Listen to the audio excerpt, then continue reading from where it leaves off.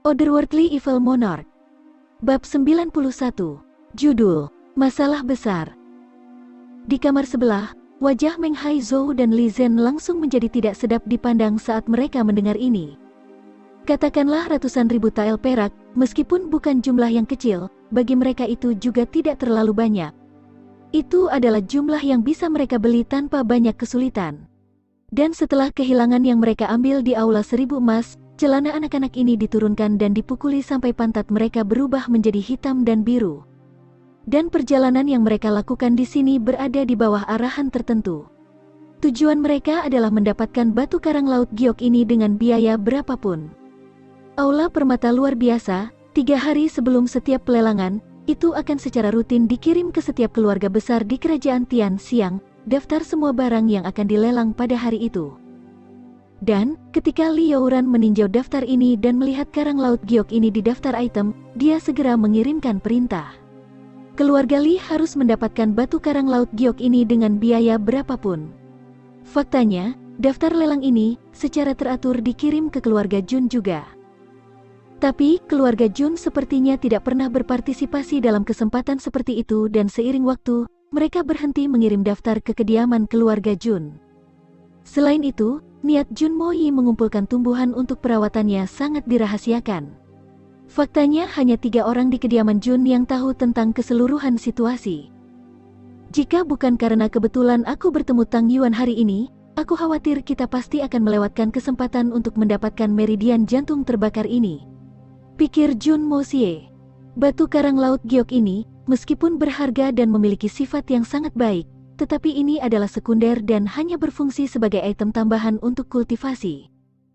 Namun, bagi Grand Preceptor Li Sang, yang memiliki penari yang rusak, ini adalah harta ajaib yang bisa memastikan umur panjang. Ada harapan untuk berkultivasi ulang. Karena, Li Youran telah mengetahui dari sumber yang dapat dipercaya bahwa, dengan menggunakan jenis khusus dari gioksi korel bersama dengan beberapa metode khusus, bahkan mungkin bagi seseorang dengan tarian yang rusak untuk mengkultivasikan lagi. Betapa beruntungnya keluarga Li jika Li Sang bisa berkultivasi lagi, dan efek ini, hanya sedikit orang terpilih di seluruh kerajaan Tian Xiang yang mengetahuinya. Li Youran sudah lama mencari rahasia ini, tetapi, itu selalu menghindarinya. Jika Li Sang dapat memperpanjang hidupnya beberapa tahun atau dekade lagi, bagi keluarga Li, seberapa besar manfaatnya? Jadi, sepotong batu karang laut giok ini mungkin hanya hiasan yang mahal, tetapi bagi keluarga Li, itu secara langsung memengaruhi masa depan mereka. Sekarang ini telah muncul di pelelangan, itu adalah peluang besar. Jadi, keluarga Li bertekad untuk mendapatkan batu karang laut giok ini dan Li Youran telah memerintahkan Li Zeng dan Meng Haizhou untuk mendapatkan barang ini dengan segala cara. Jika Li Youran tahu bahwa rencananya yang dipikirkan dengan cermat akan dipecah hari ini, dia pasti akan mengangkat masalah ini secara pribadi dan tidak akan meninggalkannya untuk antek-anteknya. Keluarga Meng dan Li bekerja sama dengan gengsi ekstrim kedua keluarga ini. Jika mereka menawar lebih awal, dengan jumlah yang besar mereka akan dapat mengintimidasi semua pihak yang berkepentingan lainnya. Ini adalah rencana besar yang mereka buat secara berurutan untuk mendapatkan item ini tanpa banyak kesulitan. Bagaimana mereka berharap bahwa mereka akan menghadapi gendut ini hari ini? Musuh lama mereka. Tidak hanya itu, Jun Mo Xie dengan kekuatan spiritual ini menyebar, telah menyadari niat mereka sepenuhnya. Tapi, ini adalah sesuatu yang tidak diketahui siapapun. Meskipun lelaki tua di atas panggung itu adalah juru lelang yang berpengalaman, teriakan keras Tang Yuan masih berhasil membuatnya terkejut sepenuhnya. Untuk waktu yang lama, ada keheningan total di aula ketika tiba-tiba seseorang bisa mendengar gertakan gigi dan teriakan. Aku menawar 1,2 juta. Li Zhen benar-benar mempersiapkan diri untuk mengeluarkan tawaran ini. Namun pada kenyataannya, ini bukan anggaran maksimum mereka, dan mereka dapat mencapai lebih dari 2 juta, tetapi itu hanya dengan harapan itu mungkin menakuti gendut Tang. Tanpa goyah, Tang Yuan meraung di atas suaranya. Bodoh, apakah kamu mencoba menakut-nakuti aku dengan jumlah yang menyedihkan ini? Aku menawar 2 juta. Gendut benar-benar dan benar-benar berteriak dengan sepenuh hati.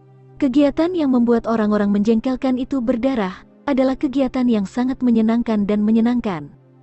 Li Zhen dan Meng Haizhou di sebelah hampir muntah darah saat mendengar ini.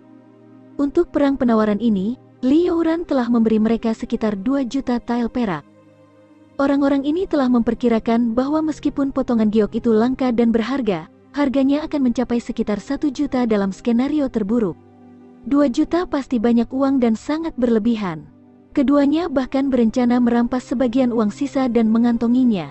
Mereka berencana mengambilnya sebagai kompensasi atas kerugian mereka di Aula 1000 Emas.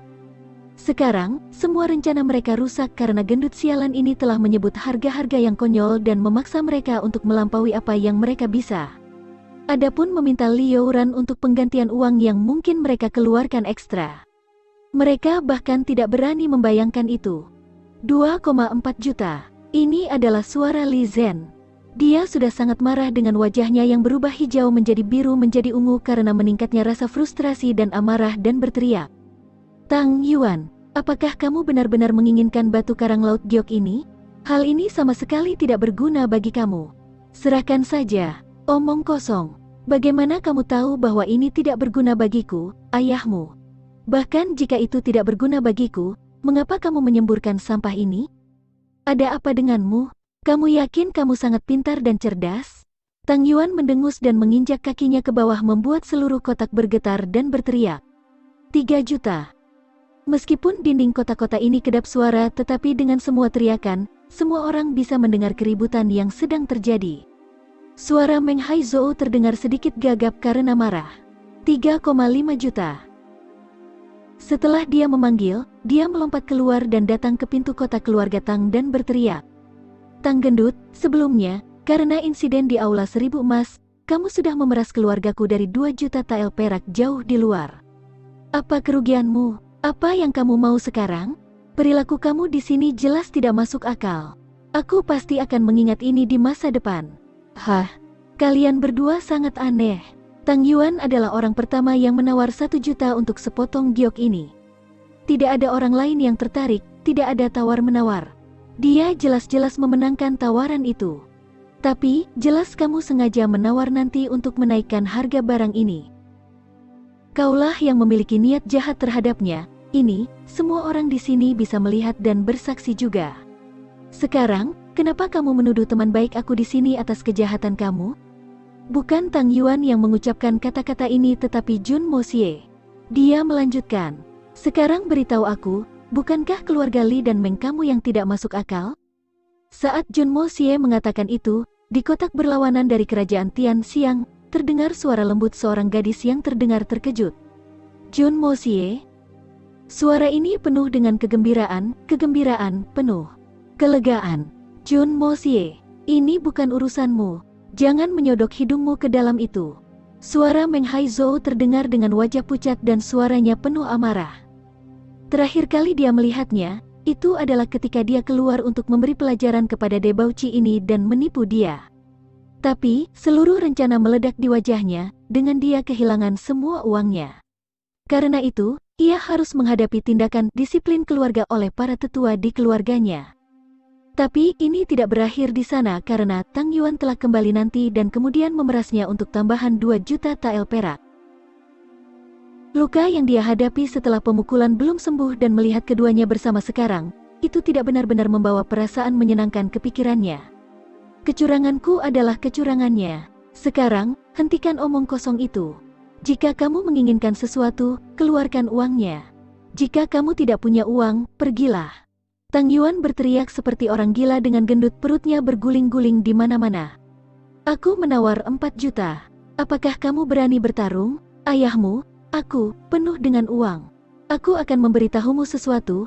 Aku punya begitu banyak uang sehingga aku tidak bisa begitu saja membakarnya dengan cukup cepat. Sekarang, apakah kamu berani?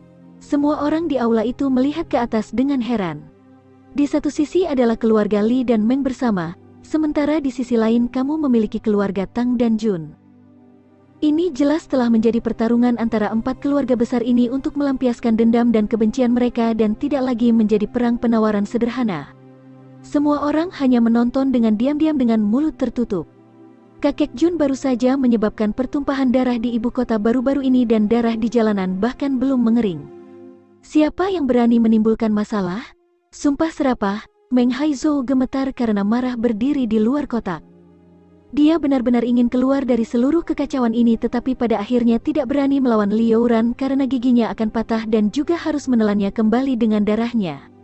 Dengan frustrasi, Meng Haizhou berteriak, "Aku menawar 5 juta. 5 juta tael perak. Tang Yuan, apakah kamu punya nyali untuk bersaing denganku?" Jun Mo Xie sedikit menyipit. Dengan kesadaran spiritual yang tersebar, dia dapat dengan mudah mengambil setiap fluktuasi emosi orang-orang yang dikelilingi oleh kekuatan jiwanya. Dia bisa melihat bahwa Meng Haizhou hampir sampai ke titik histeria. Dia juga tahu bahwa ini mungkin jumlah tertinggi yang bisa dikikis oleh Meng Haizhou dan Li Zhen. Bagi Tang Yuan untuk menawar lebih jauh, itu hanya akan menghasilkan lubang melalui saku mereka dan harus membawa pulang giok itu. Tang Yuan mengerti dan tertawa. Tuan muda Meng benar-benar memiliki kantong yang dalam ya. 5 juta tael perak. Membayar 10 kali lebih banyak dari 500.000 nilai batu giok ini, aku sangat mengagumimu. Mengagumi kamu dari lubuk hatiku. Sebenarnya, tuan muda ini tidak memiliki cukup uang untuk melanjutkan, dan aku bersedia memberikan sepotong giok ini kepadamu. Dia kemudian membungkuk dan berbisik ke telinga Meng Haizhou secara misterius. Tuan muda Meng, sebenarnya, aku tidak punya uang sama sekali hari ini. Aku hanya menawar untuk bersenang-senang. Mata Meng Haizhou tiba-tiba menjadi bulat dan lebar, menatap Tang Yuan dengan jari gemetar pucat menunjuk ke arahnya. Dia berdiri di sana selama beberapa saat sebelum batuk darah dan terhuyung mundur. Tuan muda Meng sangat lemah ya. Gendut dengan santai mengatakan bahwa dia tidak punya uang. Jun Mo Xie berulang kali menggelengkan kepalanya saat dia melihat Meng Haizhou yang menggigil saat dia jatuh ke tanah dan kemudian dengan jijik berkata, "Kamu bahkan tidak tahan dengan kalimat yang sesederhana itu ya? Benar-benar menghina."